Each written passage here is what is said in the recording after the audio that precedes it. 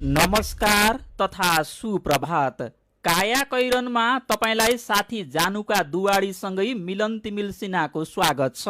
काया कैरन उज्यालो रेडियो नेटवर्कसँगै उज्यालो अनलाइन र मोबाइल एप्लिकेसनबाट एकसाथ प्रसारण भइरहेको छ।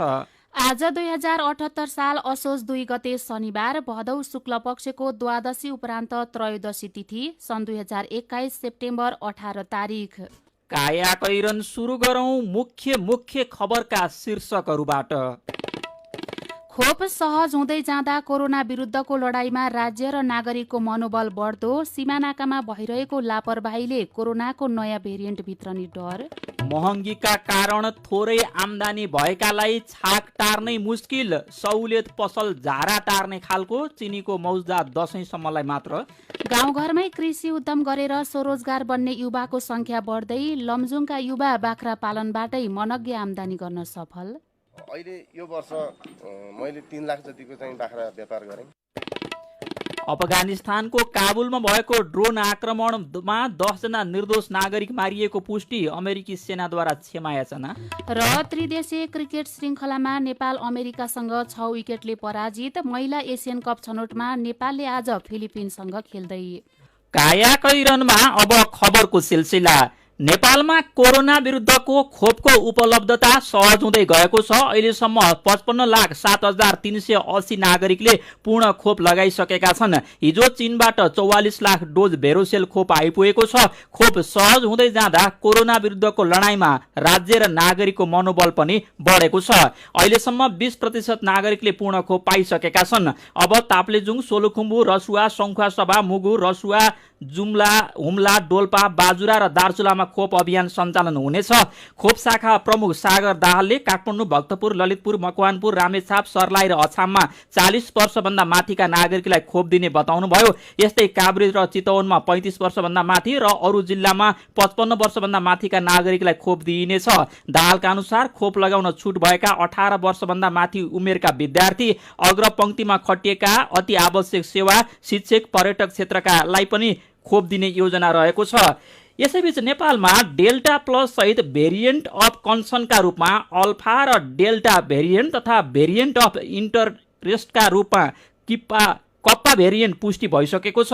दक्षिण अफ्रिकन, ब्राजिलियन, कोलम्बियामा पाइएको नयाँ भेरिएन्ट भने नेपालमा पाइएको छैन। तर देशभित्रै नयाँ भेरिएन्ट विकसित हुन सक्ने स्वास्थ्य मन्त्रालयका प्रवक्ता एवं इपिडेमियोलोजी तथा रोग नियन्त्रण महाशाखाका निर्देशक डाक्टर कृष्ण प्रसाद पौडेलले बताउनुहुन्छ। सीमा नाकामा भइरहेको लापरवाहीले नयाँ भेरिएन्ट भित्रिने डर बाँकी नै रहेको विज्ञहरूको भनाइ छ। उनीहरूले छिमेकी देश वा नयाँ भेरिएन्टको उद्गम देशबाट आउनेमाथि निरन्तर कडा निगरानी गर्न सुझाव दिएका छन्। बर्दियामा बँदेललाई मार्न राखेको करेन्टको पासोमा परेर एकै घरका 3 जनाको ज्यान गएको छ। बँदेल मार्नका लागि राखेको करेन्ट लागेर ठाकुरबाबा नगरपालिका वडा नम्बर 3 का 32 वर्षका बालकृष्ण थारू, उहाँकी श्रीमती 29 वर्षकी सुनिता थारू र बालकृष्णकी भाउजू 42 वर्षकी बेलमती थारूको ज्यान गएको बर्दिया प्रहरीले जनाएको छ।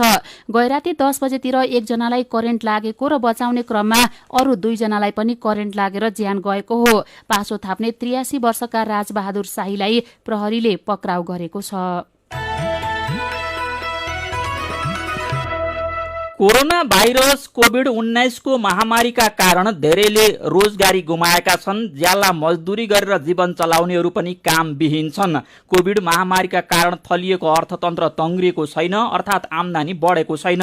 भएकाले पनि गुमाइरहेका छन्। खर्च बढेको बढै छ। महँगी उपभोक्ताको ढाड सेक्ने गरी आकाशिएको छ। बजारमा बढेको अचाक्ली महँगीले न्यून आम्दानी हुनेलाई छाक टार्न पनि हम्मे पर्न थालेको छ।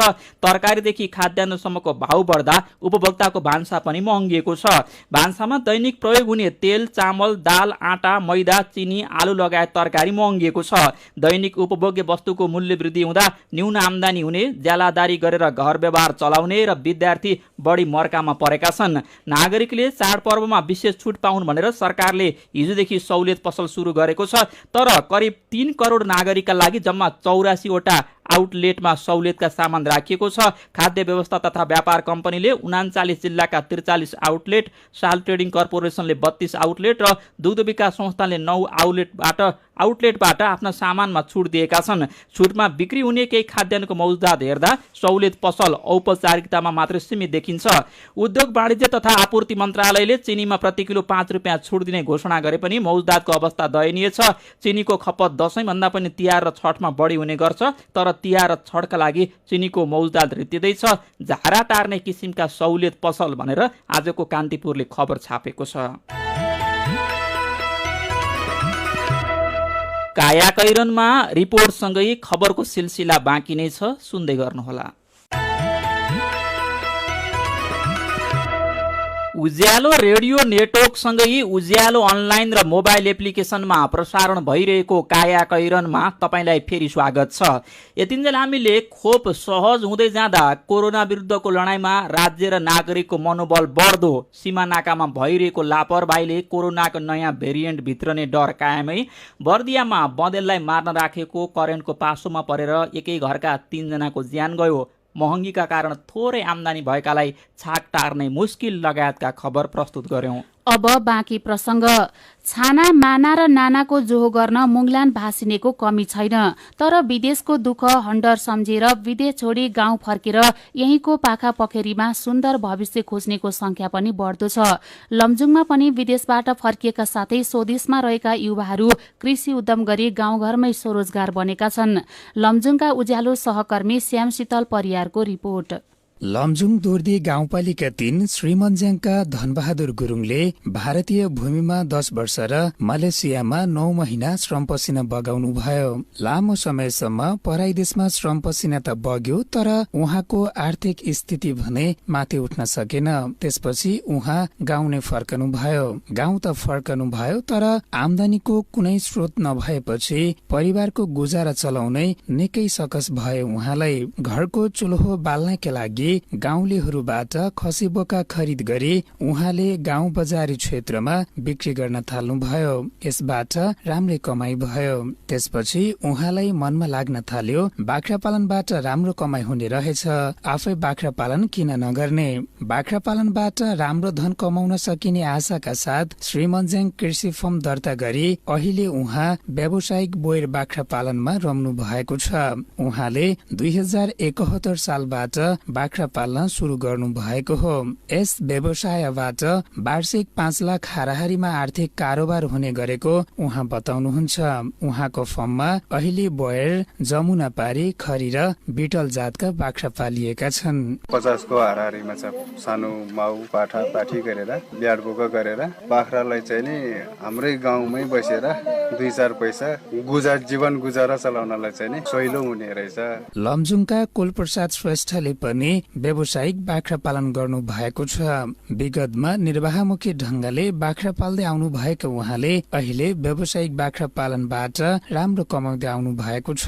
उहाँको फर्ममा 70 वटा हाराहारीमा बाख्रा पालिएका छन्। यसै व्यवसायबाट उहाँले वार्षिक 3 लाख हाराहारीमा आम्दानी गर्दै आउनु भएको छ।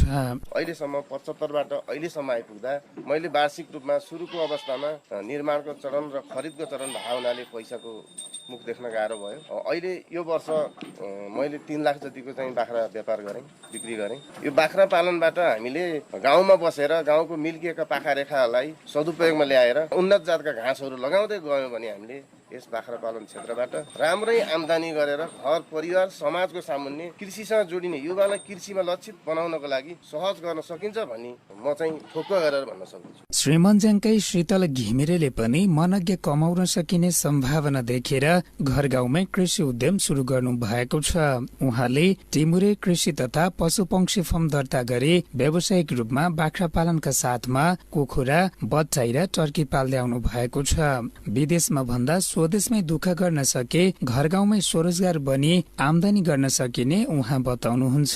देशमै बसेर केही गरौँ अब भनेर, किनभने बाहिर गएर पनि दुःख गर्ने त्यही हो। 18 घण्टा खट्नु पर्छ। आफ्नै ठाउँमा केही गर्न पायो भने आफ्नै ठाउँमा केही गर्न सकिन्छ, आफ्नै गाउँ ठाउँको विकास हुन्छ। त्यही भएर यही केही गरौँ भनेर अगाडि बढेको कारण त्यही। लमजुङका यी युवाहरूको अनुभवले भन्छ देशकै माटोमा दुःख गर्न विदेश जान लाग्ने पैसा यतै खर्चन र उता बगाउने पसिना यतैको माटोमा भिजाउन सके गाउँ घरमै बसेर जीविका चलाउन सकिन्छ। काया कैरनमा मेरो पनि भन्नु छ र कार्टुनसँगै खबरको सिलसिला बाँकी नै छ, सुन्दै गर्नुहोला। सीधा कुरा प्रष्ट विचार काठमाडौँमा 90 मेगाहर्ज उज्यालो रेडियो नेटवर्क मार्फत देशभरिका विभिन्न एफएम स्टेशन तथा उज्यालो अनलाइन र मोबाइल एप्लिकेसनमा प्रसारण भइरहेको काया कैरनमा तपाईलाई फेरि स्वागत छ। अब बाँकी खबर।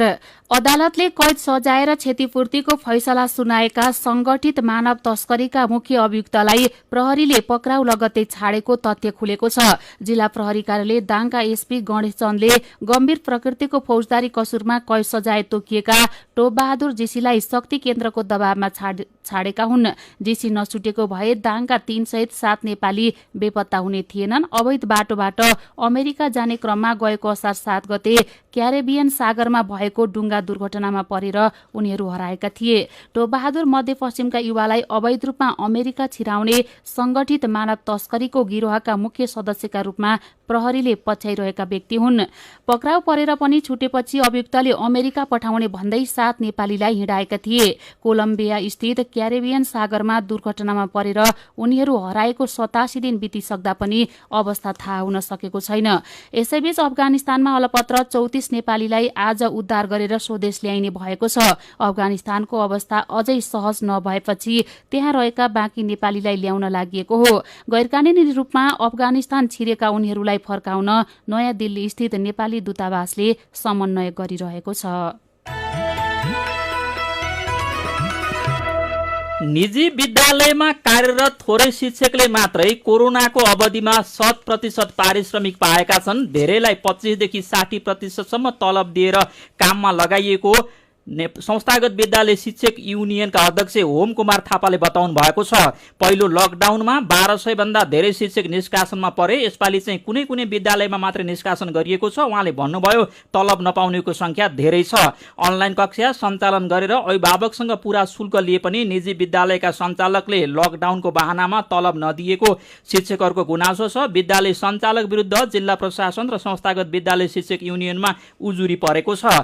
शिक्षाकै अर्को प्रसङ्गमा आजको कान्तिपुरले शिक्षक जसले घर पाएक सरुवा हुन 300लाई खुवाए भोज शीर्षकको खबर छापेको छ। सप्तरीको खडक नगरपालिका 3 को आँपको बगैँचामा सोमबार साँझ एकाएक स्थानीयको भिड लाग्न थाल्यो। बाटो हिँड्नेहरू पनि केही बेर टक्क रोकिन्थे र सोचखोज गरेर अघि बढ्थे। त्यही बेला बगैँचाको पूर्वी भागमा भने मासु पाकिरहेको थियो। न कसैको बिहे न त धार्मिक संस्कार। स्थानीय भने भोजमा जुटिरहेका थिए। भोज आयोजना गर्नुको कारण अनौठो छ। स्थानीय बासिन्दा भन्छन् बैठकमै शिक्षकले आफूले विद्यालयलाई 1.5 लाख रुपियाँ दिएको र अन्यत्र पनि खर्च भएकाले सहज रूपमा काम गर्ने वातावरण मिलाउन आग्रह गरेका थिए। शिक्षक जसले घर पाएक सरुवा हुन 300लाई भोज खुवाएका छन्। मेरो पनि भन्नु छ। चीनबाट थप 44 लाख डोज भेरोसेल खोप आइपुगेको खबर पढेर र सुनेर फेसबुकमा नवीन अविरल नाम राखेका साथी लेख्नुहुन्छ, वर्तमान समयमा सबैभन्दा धेरै चासोको विषय भनेको नागरिकको स्वास्थ्य र सुरक्षा नै हो। त्यसैले अरू बेला जस्तो राजनीति नगरियोस्, खोपको सही सदुपयोग होस् र सरकारले अरू कुरामा व्यवस्था गरे तापनि नागरिकको जीवन रक्षामा चासो दिने गरेको अनुभूति हुनुपर्छ। अन्तरिक्षमा 90 दिन बसेर 3 चिनिया यात्री पृथ्वीमा फर्किएको बारेमा राम नारायण सिंह बधाई दिँदै लेख्नुहुन्छ, यसको उपलब्धिका बारेमा अरू पनि जानकारी पाए राम्रो हुन्थ्यो। राजु सुनारी व्यङ्ग्य गर्दै लेख्नुहुन्छ, लौ चिनिया मान्छे के गर्ने भइसके, हाम्रोमा भने बल्ल पार्टीको भवन उद्घाटन हुँदैछ, त्यो पनि भाडामा। खै कहिले पुग्नु र हामी त अन्तरिक्षमा। अनि कर्णाली स्वास्थ्य विज्ञान प्रतिष्ठानमा लिखित नतिजामा नाम नभएको विद्यार्थी उत्तीर्ण भएको खबरमा कल्पना खरेलको प्रतिक्रिया छ, यस्ता घटनाहरू धेरै छन्, यो त एउटा उदाहरण मात्रै हो। पैसा खुवाउन सक्नेले लिखित परीक्षा पास नगरी मौखिकमा 1 नम्बरमा नाम निकाल्छन्, अनि पैसा खुवाउन नसक्नेले लिखितमा 1 नम्बरमा नाम निकाले पनि मौखिकमा फालिन्छन्। के गर्नु, यो देशमा सबै पहुँचवालाकै हाली मुहाली छ। विचारका लागि तपाईलाई धन्यवाद। मेरो पनि भन्नु छ।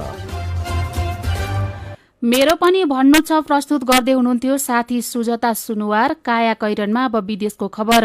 अफगानिस्तानको काबुलमा भएको ड्रोन हमलामा 10 जना सर्वसाधारण मारिएको भन्दै अमेरिकाले माफी मागेको छ। यसअघि तालिबानी लडाकु मात्रै मारिएको दावी गरे पनि हिजो अमेरिकी सेनाले पत्रकार सम्मेलन गरेर आफूहरूले गरेको आक्रमणमा 10 जना सर्वसाधारण मारिएको र त्यो एउटा दुःख क्षण भएको बताएका समाचार संस्था रोइटर्सले जनाएको छ। निर्दोष मानिस मार्नु कुनै उद्देश्य नभए पनि विद्रोहीलाई जवाफ दिने क्रममा सर्वसाधारण मारिएको अमेरिकी सेनाले जनाएको छ। अफगानिस्तानमा तालिबानले कब्जा गरेपछि 26 अगस्तमा काबुल एयरपोर्टमा आईएसआईएसले आत्मघाती हमला गर्दा 13 अमेरिकी सहित 200 भन्दा धेरैको ज्यान गएको थियो। त्यसको बदला लिनका लागि पछि अमेरिकाले ड्रोन हमला गरेको थियो। त्यति बेला अमेरिकाले कोही पनि सर्वसाधारण नमारिएको दावी गर्दै आएको थियो। अब खेल खबर। गौतम बुद्ध अन्तर्राष्ट्रिय क्रिकेट रङ्गशालाको प्याराफिटको पहिलो चरणको काम सकिएको छ। प्याराफिट तयार भएर भिआइपी टावर बनाउन थालिएको छ। टावर 1 को पिलर उठाइसकेर बीम ढलान हुँदैछ। 8वटा पिच बन्न बाँकी छन्, तर दोस्रो टावरको काम हुँदै गर्दा धुर्मुस सुन्तली फाउन्डेसनले रङ्गशाला निर्माण रोकेको छ। 1 वर्षमा 35% काम सकियो। पहिलो चरणको प्याराफिट निर्माण भयो। अब पिच भन्ने बित्तिकै जुनसुकै खेल खेलाउन मिल्ने अवस्था छ। फाउन्डेसनका संस्थापक सीताराम कटेल धुर्मुसले भन्नुभयो, हामीले अहिलेसम्म उधारो काम गर्यौं। 54 करोड खर्च भएकामा करिब 16 करोड रुपियाँ उधारो भइसक्यो। एकैपटक धेरै ठूलो रकम खर्च गर्नुपर्ने भएकाले अब हाम्रो सामर्थ्यले धान्दैन भनेर रोकेका हौं। अन्तर्राष्ट्रिय क्रिकेट रङ्गशालाको काम अहिले रोकिएको छ। यसैबीच विश्वकप क्रिकेट लीग 2 अन्तर्गत त्रिदेशीय श्रृङ्खलाको तेस्रो खेलमा नेपाल अमेरिकासँग 6 विकेटले पराजित भएको छ। ओमानको अल अमिरात मैदानमा गैराती नेपालले दिएको 175 रनको लक्ष्य अमेरिकाले 29 ओभर 3 बलमा 4 विकेट गुमाएर भेटायो। अमेरिकाका स्टेभेन टेलरले 63 बलमा 92 रन बनाए। नेपालका सन्दीप लामिछाने र करण केसीले 2-2 विकेट लिए। यसअघि टस जितेर पहिले ब्याटिङ रोजेको नेपालले 48 ओभरमा अल आउट हुँदै 174 रन बनाएको थियो। नेपालका लागि कप्तान ज्ञानेन्द्र मल्लले 55 रन बनाए। यस्तै कुशल भुर्तेलले 36 र राष्ट्रिय टोलीमा डेब्यू गरेका गुलसन झाले 28 रन बनाए। लीग अन्तर्गत अमेरिकासँग यसअघि भएका 3वटै खेलमा नेपाल विजयी भएको थियो। नेपालले अर्को खेल भोलि ओमानसँग खेल्नेछ। लीग 2 मा ओमान 12 खेलमा 20 अङ्क जोडेर शीर्ष स्थानमा छ भने नेपाल 7 खेलमा 6 अङ्क जोडेर 6औं स्थानमा रहेको छ। यस्तै एएफसी महिला एसियन कप 2022 को छनौटमा नेपालले आज फिलिपिन्ससँग खेल्दैछ। खेल दिउँसो 3:45 बजे उज्बेकिस्तानको जेआर स्टेडियममा सुरु हुनेछ। हिजो भएको पत्रकार सम्मेलनमा नेपालका प्रशिक्षक ग्यारी फिलिप्सले आफूले नयाँ र चुस्त टिम तयार पारेकाले राम्रो नतिजा आउनेमा ढुक्क रहेको बताएका छन्। छनौट अन्तर्गत नेपाल रहेको समूहमा फिलिपिन्स र हङकङ रहेका छन्। समूहको शीर्ष स्थानमा रहने टोलीले अर्को वर्षको फेब्रुअरीमा भारतमा हुने महिला एसियन कप खेल्न पाउनेछ। काया कैरनमा अब पालो आयो उखानको। कोसेली र सुसेली एकैचोटि हुँदैन। उज्यालो रेडियो नेटवर्कबाट प्रसारण भइरहेको काया कैरन सक्नु अघि मुख्य खबर फेरि एकपटक। खोप सहज हुँदै जाँदा कोरोना विरुद्धको लडाईँमा राज्य र नागरिकको मनोबल बढ्दो। सीमानाकामा भइरहेको लापरवाहीले कोरोनाको नयाँ भेरिएन्ट भित्रने डर। महँगीका कारण थोरै आम्दानी भएकालाई छाक टार्नै मुस्किल। सहुलियत पसल झारा टार्ने खालको। चिनीको मौजदात दशैंसम्मलाई मात्र। गाउँघरमै कृषि उद्यम गरेर स्वरोजगार बन्ने युवाको संख्या बढ्दै। लमजुङका युवा बाख्रा पालनबाटै मनग्गे आम्दानी गर्न सफल। अफगानिस्तानको काबुलमा भएको ड्रोन आक्रमणमा 10 जना निर्दोष नागरिक मारिएको पुष्टि। अमेरिकी सेनाद्वारा क्षमा याचना। र त्रिदेशीय क्रिकेट श्रृङ्खलामा नेपाल अमेरिकासँग 6 विकेटले पराजित। महिला एसियन कप छनौटमा नेपालले आज फिलिपिन्ससँग खेल्दै। अब कार्टुन। आज हामीले फेसबुकमा भेटिएको एउटा कार्टुन लिएका छौँ। हिजो आज टालेको र च्यातिएको जिन्स प्यान्टको फेसन निकै चलेको प्रसङ्गसँग यो कार्टुन सम्बन्धित छ। कतिपय युवा युवतीले यस्ता प्यान्ट किनेको र लगाएको देख्दा बुढापाकाहरू अचम्म मान्छन्। यहाँ कार्टुनमा 2 जना यस्तै खालका बुढा खालका मान्छे बजार गएका छन्। एउटा पसल बाहिर 2वटा प्यान्ट झुन्ड्याइएको छ। टालेको र च्यातिएको प्यान्टको मूल्य लेखिएको छ 3000 अनि सधैँ निकै राम्रो कतै केही नभएको प्यान्टको मूल्य छ जम्मा 500। त्यो देखेर बुढा मान्छे घरमा फोन गर्दैछन्, सुन त बुइङ्गेलको ट्याङ्कामा च्यातिएको फाटेको मक्किएको प्यान्टहरू टन्नै छन्, यता पठाइदिइहाल त झट्टै। आजको कायाकैरन सकिएको छ। कायाकैरनबाट प्राविधिक साथी प्रवीण श्रेष्ठसँगै हामी पनि बिदा माग्छौँ। कायाकैरन सुन्नु भएकोमा तपाईँलाई धन्यवाद। उज्यालो मोबाइल र अनलाइनमा प्रसारण भइरहेका रेडियो र अनलाइनका सामग्री भाइबरमा पनि उपलब्ध छन्। घर बाहिर निस्कने बेलामा मास्क लगाउन नबिर्सौँ। नमस्कार।